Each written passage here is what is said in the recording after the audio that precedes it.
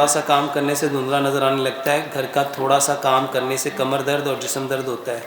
رات کو بے چینی ہوتی ہے، نیند بھی نہیں آتی، اس کے علاوہ سر کے بال بہت زیادہ گر رہے ہیں، اس کے علاوہ میری بہن کے پتے میں پتھری ہے، ڈاکٹر نے آپریشن کا حل بتایا، بچوں میں چڑچڑاپن بہت زیادہ ہے، مہربانی فرما کے اس کا حل دیجیے۔ جتنے لوگوں کی نظر کا مسئلہ ہے، میرے محترم بھائیوں، میں اکثر لوگوں کو کہتا ہوں کہ لمبا سجدہ کرو، لمبا سجدہ کرو، جتنا لمبا سجدہ کر سکتے ہو نا، یہ آپ کی صرف نظر نہیں بچائے گا، واللہ آپ کی دنیا بھی بچا جائے گا، آخرت بھی بچا جائے گا، کیونکہ نبی صلی اللہ علیہ وآلہ وسلم نے فرمایا یہ جو سجدہ ہے نا، سجدہ اگر بندے کو پتہ چل جائے نا اس میں اس کو کیا مل رہا ہے، تو انسان کبھی سجدے سے سر اٹھائے ہی۔ اور یہ کوئی کہانی نہیں ہے، یہ حقیقت ہے۔ اور دوسرے نمبر پہ سجدے کی حالت میں انسان سب سے زیادہ اپنے اللہ کے قریب ہوتا ہے، اور تیسرے نمبر پہ جب ہم سجدہ کرتے ہیں نا تو ہمارے جسم کا سارا خون کدھر جاتا ہے؟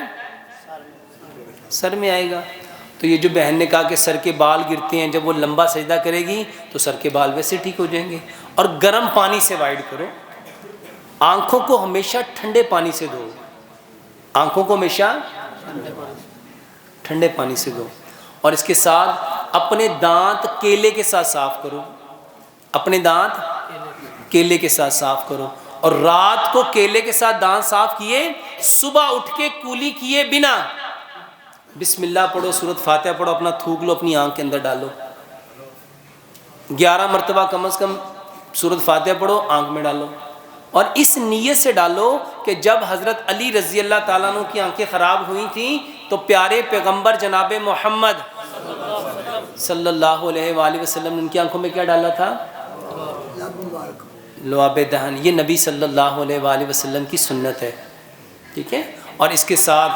آنکھوں کو اگر تیز کرنا چاہتے ہو تو ایک دوائی گھر میں بناؤ، بادام لو اور سونف لو اور مصری لو برابر مقدار میں،